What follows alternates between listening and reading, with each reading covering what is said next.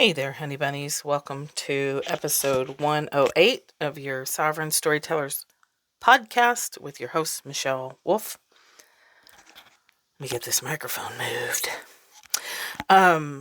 So today's episode is more about the witch wounding and being in touch with your ancestors and how that aggravating thing that happens when you tell a friend or a relative a zillion times the answer to their question or the solution to their problem and they don't hear you or your spouse, which is even worse.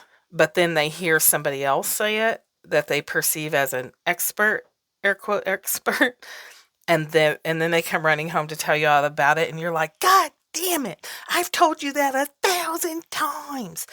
I want to talk about how that is a part of the carryover, being cut off from our ancestors, being cut off from our magic and from our bodies, disconnected from our bodies. Really, the connection to our bodies has been just flat out severed. And I had a notification happen just now. So if you heard that, ting, I apologize. I forgot to turn those off. Okay, so I'm going to use the example of the early days of the American Medical Association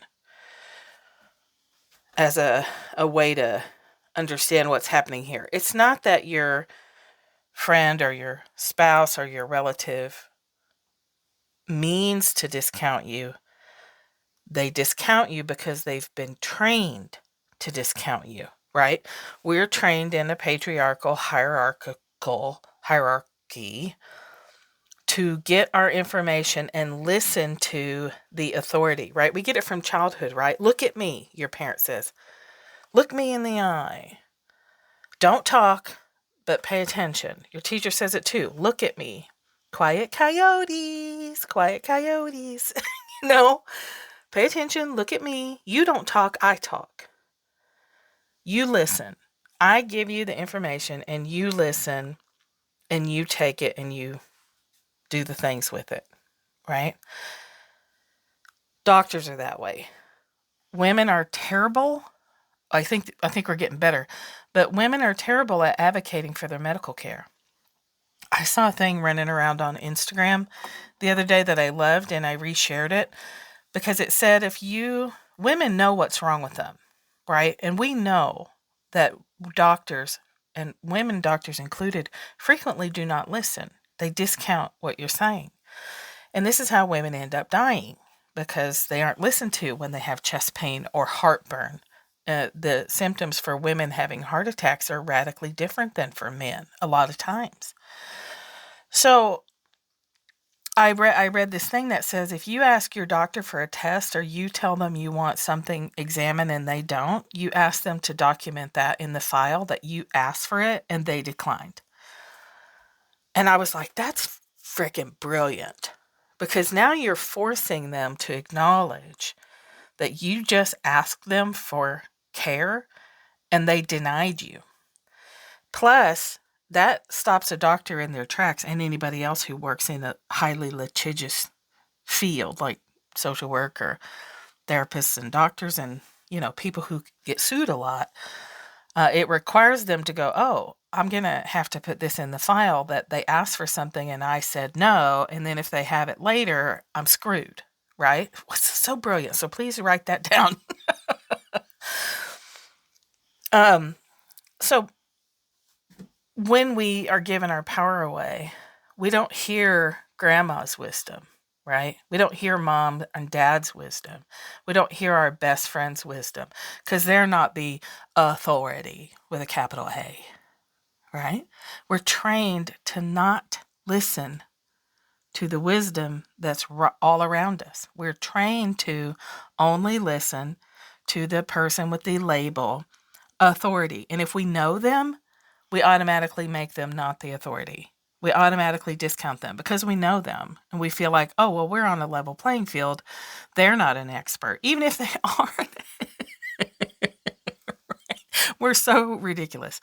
Even if they are an expert in their field, if you live with them and you see them as equal to you, you don't hear them. That is patriarchal training. That is part of this witch wounding that keeps y'all from, and kept me for a long time, owning your gifts publicly, owning your skills and your talents publicly. It keeps you from getting paid appropriately for your skills and talents. It keeps everything that we need to survive going into these new times, transitioning into this new era. We need those skills, right? Please listen to the previous episode if you want to get ranted at about that. So, in the early days of the American Medical Association, there weren't a lot of doctors. What did we have? We had midwives. We had, air quote, witches. We had herbalists. We had homeopaths. We had grandma pulling, I thought about this so much yesterday when I was rooting around in the forest. I was pulling turkey tail fungus, which is heavily in bloom all around me right now, and gathering usnea, which is also called old man's beard. It's this another fungus. I think it's actually a lichen that hangs from the trees, and it's excellent for immune boosting. So I was, running around in the forest for several hours yesterday, picking up materials, and I was thinking about, this is what we had before. We had doctors, and I know there's a book out there somewhere because I read this. It was probably part of one of my sociology classes, and I just don't remember. But you can Google it. So the American Medical Association, to get people to go to doctors, to pay more money to promote their organization, they had to get rid of grandma. They had to get rid of the local midwife. They had to get rid of the herbalist, right? They went around running smear campaigns. So this is like modern, less fiery, burny, kill all the witches, right? It's the same thing. You women are in our way. We want more money. We want an organization. We want titles and credentials, and we're the authority over you. You women don't know anything. Blah, blah, blah, blah, blah. We can't actually get away with burning you at the cross, on a cross right now, because you're not black. Black people, they didn't care. They'd just still burn and kill them. But, it was a little harder to burn white women at the stake. So they did smear campaigns. They accused them of malpractice. If a birth went wrong, they blamed her instead of saying, sometimes births go wrong, and really looking at it. Not that a midwife can't make a mistake, but especially at the turn of the century, last century, God, I'm old. Do you sometimes feel like you're a million years old? Maybe we are, right?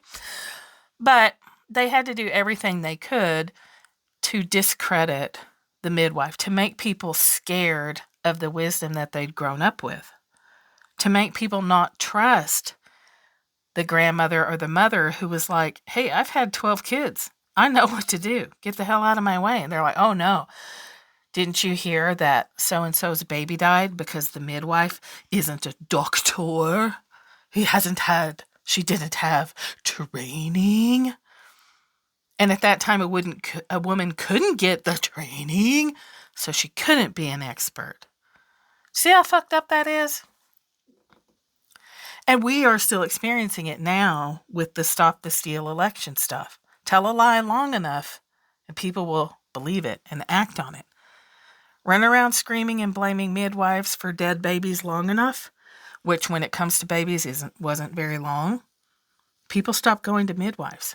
They stop trusting the women all around them. They stop trusting the mother who's had 12 kids and the grandma who had 12 kids or more. They stop trusting that. They look to an authority. They looked to the church.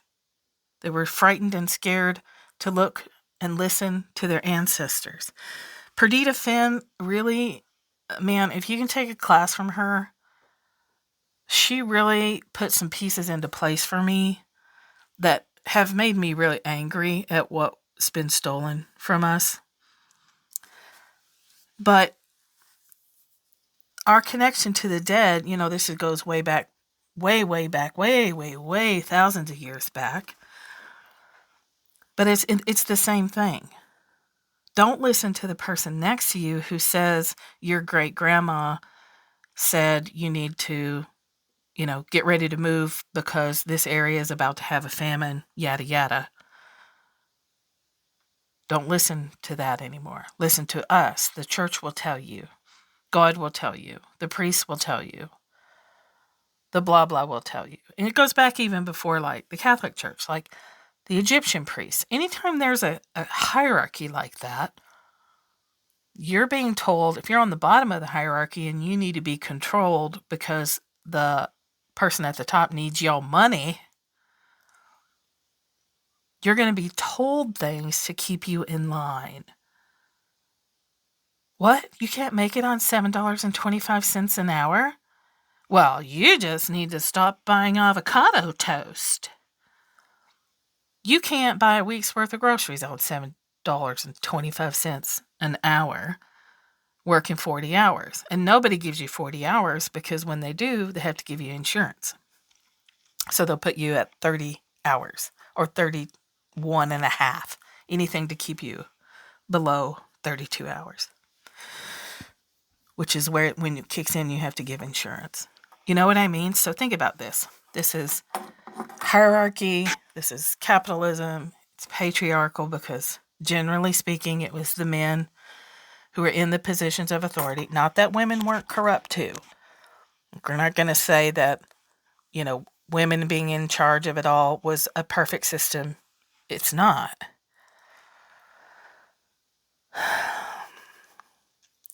But there are people with a vested interest in you not listening to yourself. So let's make the midwives incompetent, if not outright evil. Let's make the witches evil and gonna eat your soul at night with their black cat. So better kill her because secretly she has property and money and we want her out of the way. She's getting in the way of us doing what we want to do. She has property that we want and she won't give it to us. She won't sell it to us. She won't hand it over. So, she's a witch. She's crazy. She's evil. She's going to eat your children.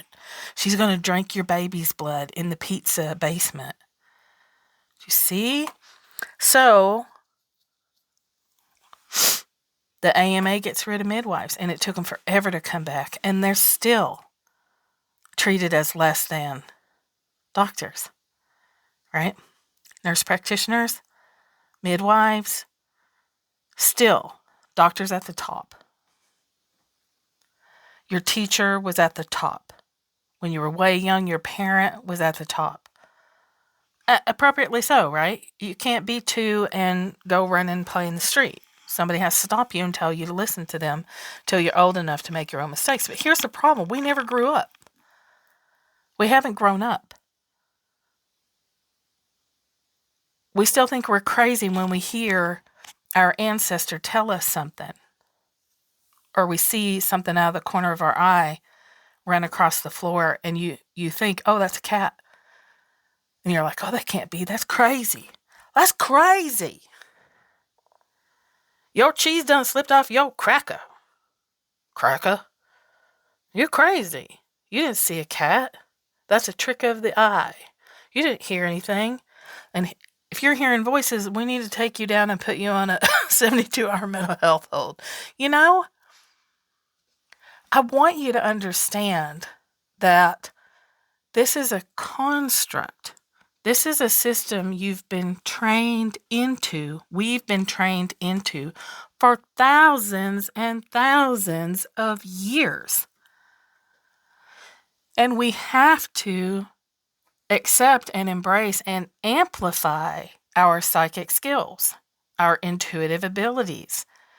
The dead are all around us. The trees told me every time I went outside, you have to tell people about this. Something bad's coming. Things are going to get rough. And they kept showing me people sheltered in the roots of the trees. I couldn't go outside for 5 damn minutes without being bombarded with an image of a forest, the underneath the trees with a human at the base of every tree wrapped with the roots around it. Bombarded. Talk about feeling crazy. It still took me a year and a half to put it out there. Forest Reiki. If you want to get certified in it, please do it. ThatMichelleWolf.com/Forest Reiki. It's a variation on universal life force energy, and it's way different. It's very hip, pelvis, sacral, womb space, whatever you want to call it. It's very, very, very embodied. Nothing against Usui Reiki. That's what I was trained in before. It's different. Anyway, I thought I was losing my mind. And I was horribly terrified of telling anybody, much less making it into, hey, here's a model. Here is a method, a healing modality that you can use to survive the storms that are coming and I don't know what they are. This was a couple of years, I think. 2014? No. Was it 2014? 2015? Doesn't matter. Before 2016. And then as we've gone, the people who've done the training and actually use it every day. Lots of people do trainings and don't use it, right? We know that. But you have an edge if you're listening to what the trees are telling you. You have an edge if you listen to what your great-great-great-grandmother has to tell you about the current situation. You have an edge if a person who died of the Spanish flu or survived the Spanish flu can tell you, hey, it's going to be okay. Yes, do all these things. Go get your shot, wear your mask, do the things that you can do. And also, everything, this too shall pass, right? Encouragement. They don't have to be in your bloodline. You have access to all the energies that have ever been or ever will be. Okay, so the AMA does that. That's a standard model for getting people out of your way. If you want the power that they hold, if you want to snatch it away from them, you call them liars. You make them incompetent. You know, by that time, the early 1900s, people were less likely to fall for the she's going to steal your baby's soul or what, like they had to switch tactics. She's going to kill your baby, like literally. She's not going to energetically kill your baby, but she's going to make a mistake during the birth and your baby's going to die and it's going to be her fault because she's not a doctor. Okay? So you feeling embarrassed and upset and worried about people finding out about these talents you have comes out of these systems. Don't listen to the people close to you. Only listen to the authority. Here's another example. I know you've all had this where you're telling somebody something for eons and they're not getting it and they go take a damn workshop and come running home to tell you all about, hey, Bob said, or teacher, this famous person with a best-selling book, whatever, just said blah, blah, blah, and it's going to fix all my problems. You're like, it's maddening, right? You're like, damn it. What am I, chopped liver? I've been telling you that for 10 years. Okay, it happens to me. It happens to everyone. I've been out there publicly saying stuff for years, and then somebody with more credentials writes a book, and then it takes off and becomes a trend, and I'm like, hey, y'all, I've been saying that forever. It's okay. It's a system that's in place that we're dismantling. That's part of what's going on here. So when I was, here's a very personal example that happened multiple times. When I was, my last real world paycheck kind of job was as a sex assault response team coordinator in Colorado. Big project, 2 counties, 10 law enforcement agencies, 2 hospitals, 10 law enforcement advocacy centers, plus community advocate, a huge team, huge project. We're doing a lot of work at a legislative level to change the laws in Colorado regarding sexual assault, rape kits, reporting procedures, etc. This project was coming up with a unified policies and procedures, set of policies and procedures to follow on every sex assault case. So taking everybody's disparate policies and pulling them into one method that everybody could follow, which, whatever, we don't need to go into all the details of that. But often law enforcement would have to bring me in, or somebody else from the state. I was funded by the state, but working in these two counties. They would bring me in to do a training because the officers wouldn't listen to the people in the department because they knew them, right? Even if they had a higher rank, they knew them. So they don't see them as an expert. They don't see them as having that what they're saying is having any validity. And a lot of times people trying to do the teaching were advocates, and advocates are like the lowest on the totem pole in an agency, a law enforcement agency. Not all states have advocates in the connected, under the law enforcement umbrella, but Colorado does. Anyway, that happens in a lot of places. People will go get the training and they'll come back and try and teach their colleagues, and their colleagues won't pay any attention, or they'll, half-ass pay attention, and then they leave and they don't implement the material. So they end up having to spend money to bring some other person in who looks like and is usually an expert. But they wouldn't even have to be an expert. They just have to be someone that these people don't know, that they don't work with on a daily basis. That is a real world example that I've experienced many, many times. Many times. And it just hit me yesterday when I was running around in the forest all day that that's another component of this. So Perdita Finn talks about how, we were told ghost stories. We were told that the dead were trying to steal going to steal our life or hurt us, and we needed to get rid of them, and don't listen to them because they're scary, scary. And I'm making a lot of blanket statements here, and I know that, but it's an episode of a podcast, so I have to generalize a lot, so I know that there's exceptions to everything that I'm saying.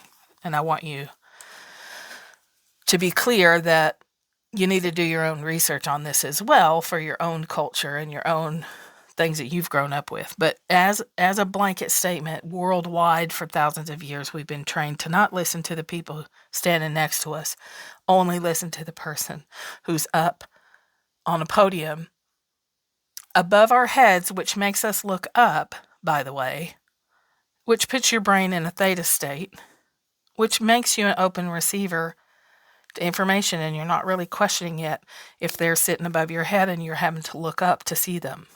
That's not an accident. None of this is accidental. This is devious, it's harmful, it's dangerous, because now we really got to bring those skills forward. We've really got to figure out our intuition. We really have to stop asking the teacher to hand us the cookie of information and ask our body, what do you need? What does this energy in my body want to do? What does this anxiety want to do? Does it want to dance? Does it need to eat? Does it need to take a nap? But I can't tell you that. Your body needs to tell you that. I mean, I probably could tell you that, but I'm not gonna. I'm slowing way down on how fast I answer questions. In the asking of the question, you usually will get the answer before someone responds to you. And if you keep doing that, if you keep practicing asking a bunch of questions, your intuition will start popping the answer into your awareness before you even finish the damn question. You're sitting there trying to figure out the best way to ask this question of the universe, and boom, there's the answer. Pink, right in your head. Or in your belly, wherever you feel it. You get your answers before you ask the question. It's right there. obviously, if I'm working with someone and I give them some time for the answer to come and they don't get the answer, I'm going to tell them, right? I'm not holding the carrot. I'm not doing the carrot and stick thing. But it's important when you're opening your intuition, when you're doing a lot of deep personal development work, that you ask that question of yourself first. This is unwinding this garbage about how I'm confused. I don't understand. I can't find the answer. I've had this problem for decades and I'm still struggling and I've done this work 1,000 times and I'm so, when's it going to change? And I'm so tired. You're tired because, honey buddy, your body was not a part of any of those earlier processes. You were taught that your intuitive wisdom made you a witch, and a witch is a bad thing that has to be burned up or drowned or tortured. You're a midwife who got run out of town, sometimes literally, charged with crimes, sent to prison, not because you were wrong, but because you were in the way. This is a deep injustice. And now, because it's gone on for so goddamn long, we're all scared to say anything. I love how in these courses I'm taking with Perdita, you're not allowed to say, this sounds crazy, but I feel like I'm crazy, but this thing happened. Blah, blah, blah, this thing happened. I know it sounds crazy. We're not allowed to use that word. And I love that. I love that. We have to stop saying, I know this sounds crazy, or I might be crazy, or this might be crazy. It's fucking not. It's fucking not crazy. It never was crazy.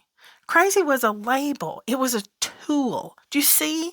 Your brain and your fear systems and things like that are functioning under it's like a military strategy. If you do follow this playbook, scare the fuck out of people, kill them, murder them, make their lives a living hell, send them to prison, tell everybody they're crazy, or they're evil, or they're incompetent and they're going to kill your babies, so that they don't listen to mama and grandma and great-grandma, and they sure the fuck don't listen to anybody who's not wearing a body right now. And then they'll look to you for everything, and you can dole it out in exchange for their labor, their attention, their money. I'm going to take all the food, and I'll give you some food, but you're going to have to work yourself to death for $7.25 an hour. Great, raise the minimum wage to $15 an hour. That's going to be better, but it's still not enough. $15 an hour? Rent in Atlanta is $1,300 a month for a house that you would be willing to live in. A shit shack is $900 a month. At $15 an hour, you might be able to make it, but you're still not going to be comfortable. It still doesn't leave you money to invest and grow and make generational wealth, which I've never had, and I know a lot of you have never had. You stay tired and exhausted and afraid, so you don't ask questions and wait for the answer to come from inside. You ask the teacher or your boss or the doctor or the politician or the authority who has a best-selling book that might be pure garbage, by the way. But because it's a New York Times bestseller, it must be true. It must be accurate. It must be. I'm going to lose my fucking mind. You know what? You know what I mean. I'm fucking over it. I'm so over it. I am not going to use that word. I saw this shadow out of the corner of my eye the other day, and I really felt like the name of my old cat popped in my head. That sounds crazy, right? Isn't that crazy? No, my cat Ozzy came for a visit. He popped in and said, "How you doing?" I'm not calling that crazy anymore, and I hope that you will stop doing it too. I hope that you will recognize that so much of your insecurity and fear you've been trained to it. It's not natural. It's not an instinct. It's a leftover. Yes, it's scary to come out and say, you talk to dead people, or the trees are sending you images every time you go within 10 feet of the forest, right? I'm not saying that's not going to be difficult. I'm saying that this is a deconditioning process we have got to go through if we're going to thrive in what we're in the process of, right? We can't see it yet. We're in the process of it. You probably don't remember a lot about the processes of transitioning from being a toddler to a middle schooler to being a teenager. You might remember some things. But when you're in the middle of it, you don't get it. You look back, right? This is true for all processes of change. We don't get it when we're in the middle because we're in the freaking middle. I don't even know if we're in the middle yet, but we're definitely not near the end. And we'll be able to look back and see how things fit together and what was what. But Jesus, Mary, and Joseph, we've got to get a grip on this. We have to recognize we've been severed. Our connection to our body. You're a living, walking resource. You're like a library that has access. You know what? You're a living internet. You yourself are the internet. I said this a long time ago and I didn't understand what it meant. When the internet started getting popular, again, I feel so old. I remember when I was like, email? What do you mean you can send a letter to the other side of the world instantaneously? I was like, huh? Right? Back when I was paying out the ass for long distance service because I was in a relationship with a guy in Belfast, Northern Ireland. Hundreds of dollars. Anyway, back then I said, it looks to me like the internet is our kind of pitiful little human attempt to recreate the oneness consciousness. Like, this is what we have invisibly. And the internet's our closest way to have it in our human experience, our day-to-day life, right? And now I believe that even more. And I'm not the only one that says that, of course. I love to think I'm the only one, right? We love that. Oh, I got the coolest idea. Nobody's ever thought of this idea. And then you go to Google and like, there's like 1,400 books written on it. You're like, shit. Missed that boat. Anyway, you are a walking oracle. You are a walking internet. Your body is a cell phone tower. It's a satellite receiving dish. And you literally have access to any information throughout time and space. All that ever has been, all that ever will be, world without end, amen. It's you. It's you. Do you see how if you were aware of that and functioning in that way, you could not be controlled? You could not be made afraid? Do you see how it took generations to train the wisdom out of us? If you're scared to listen to what your grandma says, you don't listen. You discount her. Then you hear it from Dr. whatever, so-and-so, and you'll take the pill rather than drink the Usnea tea that your grandma made out of the forest or whatever, you know? Your anxiety is not your own. Your fear about embracing this expansion of you is an old, there used to be reason to be afraid, but there's not now. I wrote a Facebook post the other day and I was like, the bar for crazy is on the fucking floor.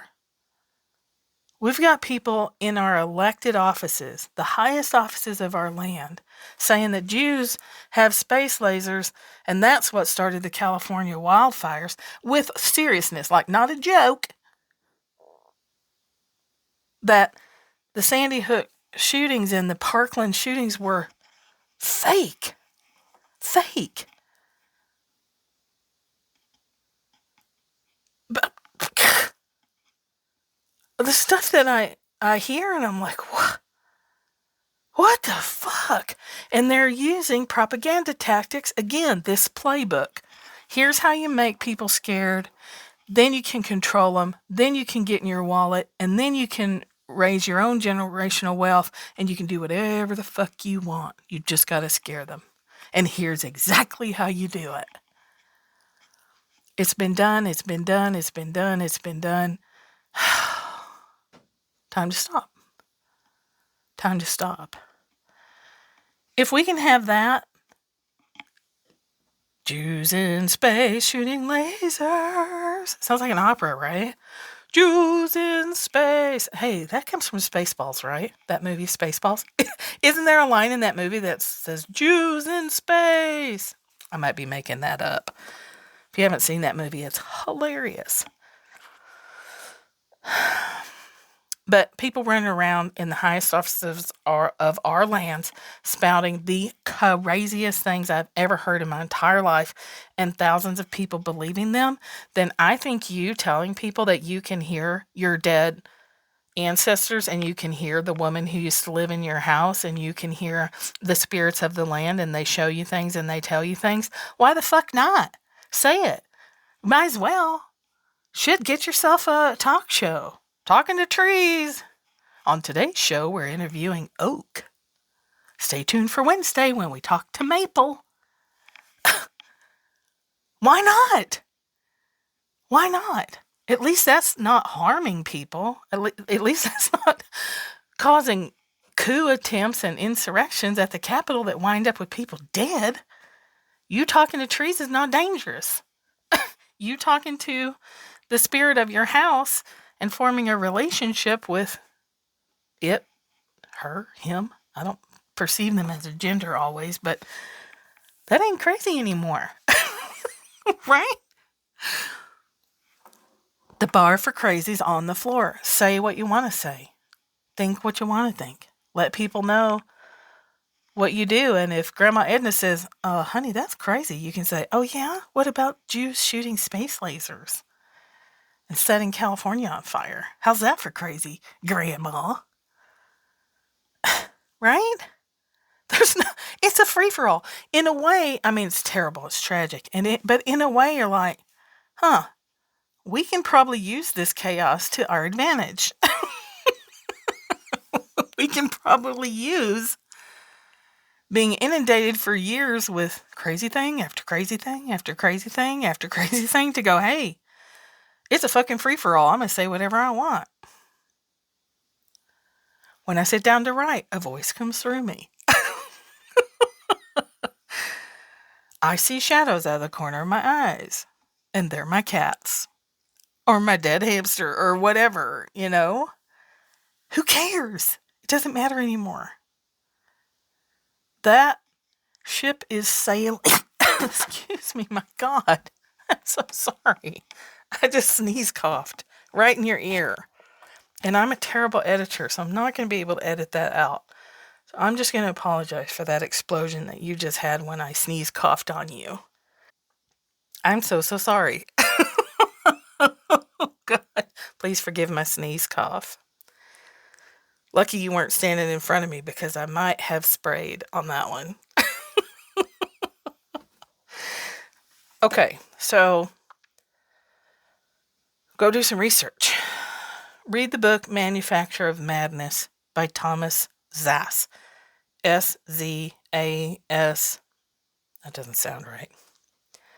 S-Z-A-S-Z. S-Z-A-S-Z. Thomas Szasz. Just go look up Manufacture of Madness. He compares modern psychiatry to the witch trials, and it's eerie and scary. I'm not saying that doctors don't have their place. If I will always do both. I'm going to go get a doctor's opinion, and I'm going to look at my herbal and my homeopath and my natural options. And I'm going to do both if I can. If I got cancer, I would do chemo, and I would also do whatever else I could get my hands on. There's value. We're not throwing the baby out in the bath with the bathwater. There's value in modern medicine. I'm grateful that we have it. I am. These vaccines are miraculous. Our abilities to cure diseases and find treatments is miraculous. The advances in surgical techniques, miracles.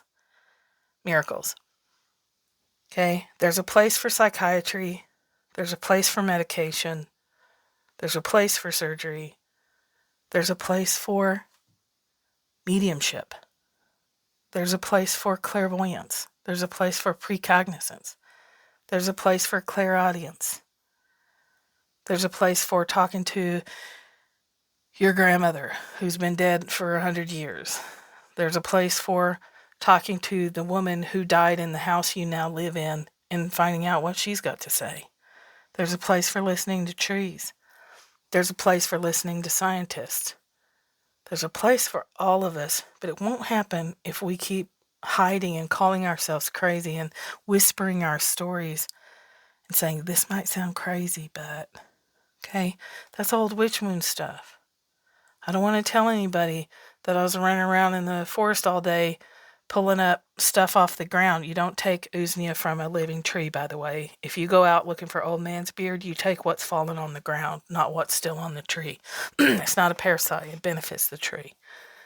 And it takes forever to grow, so don't go snatching that stuff off trees. Get it off the ground. Anyway,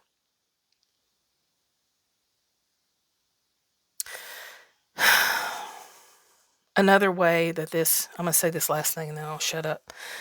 Another way that you'll notice is periodically waves will come through there's one going on right now in I think 4 different states of trying to regulate energy practitioners and make them get licensed, which is a real, I see both sides of it. Yes, we want people to have proper training, and I put a big emphasis on ethics and consent in Force Reiki. I'm hugely all about you need to heal your own wounds and you need to be humble.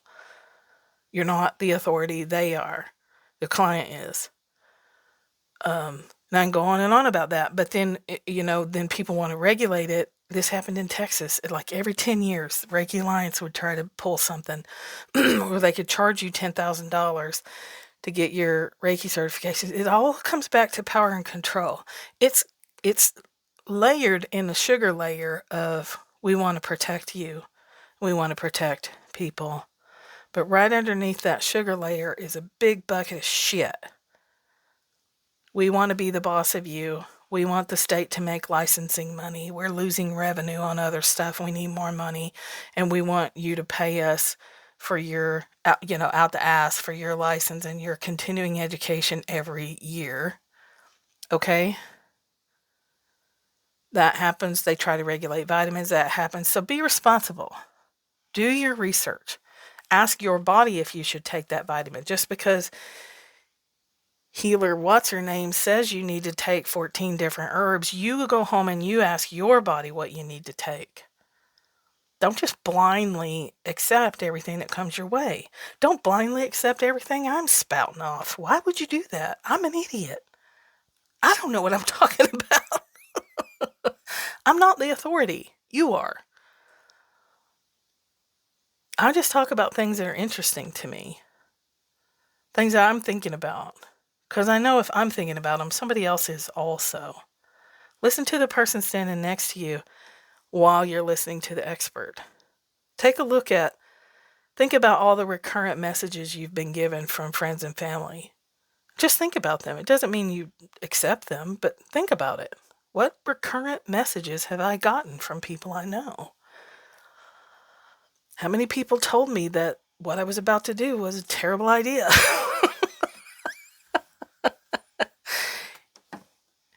And I didn't stop until I heard expert Yosemite Sam tell me not to do it, and then I didn't do it. You know what I mean? Okay, I'm beating a dead horse here, but listen to yourself. Listen to your body. Ask your questions out loud. Because the minute you start asking the questions, the answers are going to come. Maybe they come from the person you ask, but you can just ask the air. You can ask that the spirits of your ancestors come and tell you. You can ask that any healthy crossed over person that's available to give you information tell you. You can ask that the spirits of the trees and the land that you're standing on help you know what to do. If you believe in a god or some gods, you can ask them what to do. And even then, you bring it all back to your body. I'm going to throw a human design thing in there. That's what I love about human design, is it's truly an embodiment tool. Back to the body, back to the body, back to the body. All right, I'm going to leave you with that. Got to figure out a title now for this thing. Less hustle, more human design, if you're ready to build a business or get your projects done. If you're a writer or a creator and you've got a bunch of projects and you're not moving on them, it's the heart of that class is moving through procrastination and getting shit done. Like in the 8 weeks, you're going to get some stuff done. Done, like actually done. Not talked about, not theory, but done. So that starts February 24th. thatmichellewolf.com/less hustle. You can always get a human design reading. Clarity sessions are back up there because I am focusing more on bringing through ancestral spirits or other healthy spirits that are ready to give you information if you can't get it for yourself. But also in that session, we're going to talk about how you get it for yourself. I don't like dependency. You can come to me for 2 or 3 sessions, but in every session, I'm going to tell you how you access that for yourself, and eventually I expect you to stop coming. I want to put myself out of business one by one. Okay? So much love to y'all. Till we talk again, think less, feel more. Talk to you later.